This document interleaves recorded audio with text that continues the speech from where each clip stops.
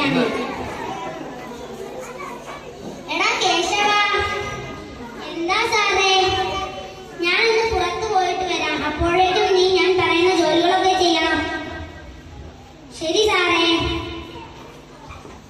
ആദ്യം നീ വീട് മുഴുവൻ തുളച്ച് വൃത്തിയാക്കണം. പിന്നെ റൊട്ടിയിൽ ജാം തേക്കണം. ദോശ അരിമാവും എണ്ണയും അടുക്കളയിൽ ഇരിപ്പുണ്ട്. അതുകൊണ്ട് ദോശ ഉണ്ടാക്കണം. ഷൂ പോളിഷ് ചെയ്യണം.